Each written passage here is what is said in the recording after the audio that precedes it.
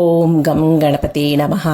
తనకు కాబోయే భార్య యొక్క గుణగణాలు ఎలా ఉండాలో మృగశృంగుడు వివరించిన తరువాత పుత్రుని మాటలు విన్నటువంటి ఆ వృద్ధ బ్రాహ్మణ దంపతులు ఎంతో సంతోషపడి, నాయన కుమార, నీ అభిష్టం నెరవేర్చుకున్నటకు ఆ భగవంతుని యొక్క కృపా కటాక్షం కూడా కావాలి, కాబట్టి ఆ భగవంతుని కూడా ప్రార్థించు, నీకు మంచి భార్య రావాలి అని ఎంతో సంతోషంగా చెప్తారు. మాఘపురాణం 6వ అధ్యాయం సుశీల వృత్తాంతం. అసలు సుశీల ఎవరు? ఆమె ఎక్కడుంటుంది? ఆమె గుణగణాలేంటి? మృగశృంగుడు సుశీలను ఎందుకు వివాహం చేసుకోవాలి అని అనుకున్నాడు? సుశీల ఎలా చనిపోయింది? తరువాత మృగశృంగుడు సుశీల కోసం ఏం చేశాడు అనేదే ఈ 6వ అధ్యాయంలో వృత్తాంతం. భోగాపురం అనే ఊరిలో సదాచార సంపన్నుడు, దైవభక్తి పరాయణుడు అయినటువంటి ఒక బ్రాహ్మణుడు నివసిస్తూ ఉండేవాడు. అతనికి సద్గుణ రాశి, శీలవతి, సౌందర్యవతి అయిన కుమార్తె కూడా ఉంది.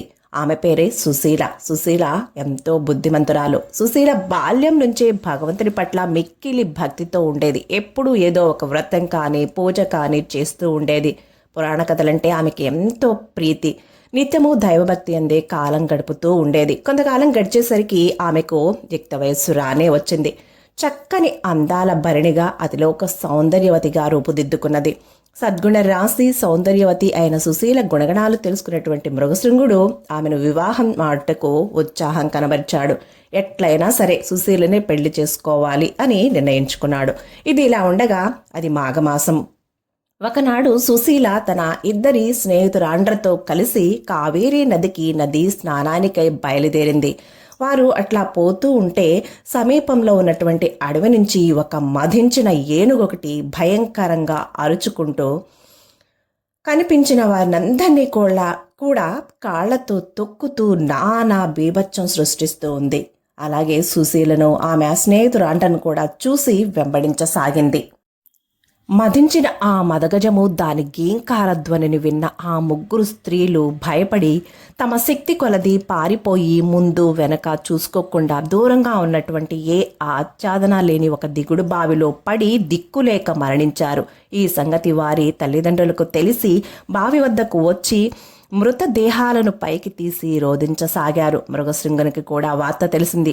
పరుగున వచ్చి మృతదేహాలను చూశాడు. రోధించుచున్న వారి బంధువులను చూసి చెలించిపోయాడు, దుఃఖించాడు. ఈ విషాద దృశ్యం అతని హృదయాన్ని కలిసివేసింది. ఎందుకిట్లా జరిగింది అని అనుకున్నాడు. ఎలాగైనా వారిని బ్రతికించాలి అని నిర్ణయించుకొని వారి తల్లిదండ్రులతో ఆ మృతదేహాలను భద్రపరచమని చెప్పాడు. పాతి పెట్టడం, ఖననం చేయడం లాంటి పనులు చేయవద్దు అన్నాడు. తను మాత్రం కావేరీ నదిలోకి దిగి ధ్యానం చేయసాగాడు. ఇంతలో పిచ్చి పట్టిన దానివలే ఆ ఏనుగు మరలా భీకరమైన గీంకార ధ్వనిని చేస్తూ నీటిలో తపస్సు చేసుకుంటున్నటువంటి మృగశృంగుని వద్దకు అయినా సరే మృగశృంగుడు చెలించలేదు, భయపడలేదు. తదేక దీక్షతో ధ్యానం చేస్తూనే ఉన్నాడు. ఏమనుకుందో ఏమో, వెంటనే ఆ ఏనుగు తటాలున మృగశృంగుని తన తొండంతో పైకెత్తి తన వీపుపై ఎక్కించుకున్నది. అయినను మృగశృంగుడు భయపడలేదు. ఇదంతయు శుభసూచకమే, అంతా మన మంచికే అనుకుంటూ నీటిని తీసుకుని మంత్రించి మదించిన ఆ ఏనుగుపై చల్లాడు. నెమ్మదిగా దాని శరీరం అంతటినీ కూడా నిమరాడు. అంతే, ఒక్కసారిగా ఆ ఏనుగు ఒక దేవతలా మారిపోయింది.